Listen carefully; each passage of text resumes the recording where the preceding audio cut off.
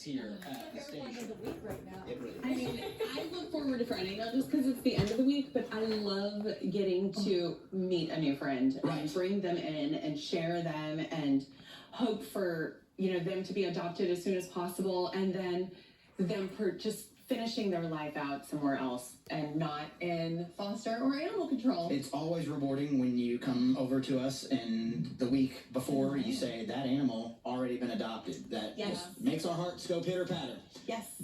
So let's learn a little bit about this magnificent gentleman we have here, Wilbur. I did have one get adopted that we brought in a couple of weeks ago, so we're doing what we're supposed to. Thank you for adopting. Love to see that trend continue. So this is Wilbur, and he is obviously a German Shepherd. He is 7 years old, so he's a little bit mature, but he is house trained. He is housebroke. He, rides well in the car. He's friendly. He's loving. It's not that he's not a fan of cats. They intimidate him. So he's, the elephant in the mouse. He's not alone. He's a gentle giant. Yes, he is. And obedient, too. He's just chilling. Yes, and he is still very sad. He misses his family. He's only been away for a couple of days. They just had some things happen, and it was best for him to be somewhere else. They loved him. They've had him since he was a puppy. Yeah. But the right decision sometimes is the hard one. Right. And he needed to go to animal control so that we can help find him a new home.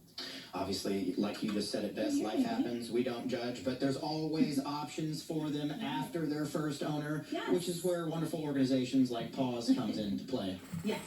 So this looks like, obviously, no, I'm just speculating, but he might need a little bit of a yard. He's gonna need some yard. Yeah, and he's not bad on a leash, but he's a player. He wants to run in the yard and have those free moments. Gotta get that energy out somewhere. Yeah, he walks good on the leash, but he does tug a little. And with his petite size, you're not going to be able to just, He's a lap dog, obviously. Obviously. If he fits, he sits. And he's going to make himself fit anywhere. Or he's going to sit on it and break it, maybe.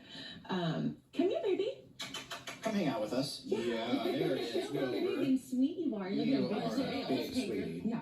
So Paws is going to be at PetSmart and Pet Food Center this weekend. Very good. That's going to be the one on First Avenue. Okay. So there's going to be lots of opportunities to come and see some of the animals that Paws has available. And then animal control, of course, is always stacked full. He's being held currently at animal control unless he gets adopted, because he is very sad. So we do need to get him pulled so that he can, go through his morning in a comfortable spot. Hope the right family is watching and listening right now, Wilbur. Fingers crossed, because somebody is going to come get you soon, buddy. I just know it. He's so gorgeous. And now, obviously, as we kind of transition out of summer and get into the fall months, we know a lot of families are kind of juggling with their priorities, back to school and whatnot. What kind of families are you looking for in particular when it comes to fostering one of these wonderful animals? Well, fostering takes a special heart. Yes, it does. So you need to be able to love this animal like you're going to raise it for its entire life, and then also have the strength to let it go. Well said. And understand that you are an in-between period. You're teaching them to love, and that is not just saving this animal's life, but that's saving this one and the next one and the next one. So adopting is wonderful. You're saving that one animal, and you are, he's a baby.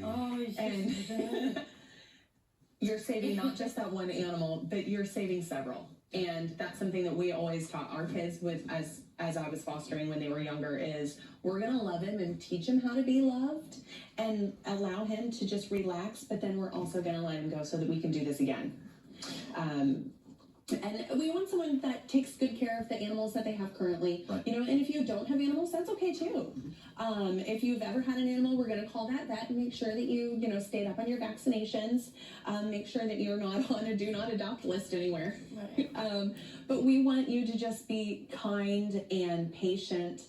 Oh yes, those are what you need, isn't it? Nothing stronger than the heart of a volunteer. Yes. And now, obviously, Paws, not a brick and mortar place, right? But you guys do a lot of work, particularly like you just mentioned with Evansville Animal Care and Control, and they've kind of been going through a lot of changes recently. Yes, Missy has done a fantastic job of really turning that over. Yes, she has. And not just turning it over, but changing the city's attitude towards animal control. She's done a great job, and so has the team there at really sharing the fact that they are there to do good. Right. They are, all of the fosters or all of the animal rescues, they are the first line of defense. They're the ones out there picking up the strays. They're the ones that, you know, people are surrendering to. When you find an animal and you don't know what to do, you call animal control. They're like the Ghostbusters for strays. Right. And, you know, they will then contact all of the rescues and can you help us? But if we can have more fosters, they can pick up the animals, we can take them, and it's a big teamwork between all of the rescues and animal control. We're all there to help support them. Well, everybody's doing great work. You in particular continue to fight the good fight and getting these guys in the loving homes that they need. Now, you kind of alluded to some events that you have coming up. If people want to get involved and they're just unable for any reason to foster, there's plenty of other ways that they can help out. So many ways to help. Yes. We are shamelessly always in need of funds. That's Evansville Animal Care and Control is always in need of funds. PAWS is always in need of funds. If you are a business, we have WEVV Fest coming up. We are always in need of sponsors for that. That is our third annual, and it's really our biggest fundraiser, and it is what we do in order to raise all of the funds so that we can pay for the spay, the neuter, the vet bills.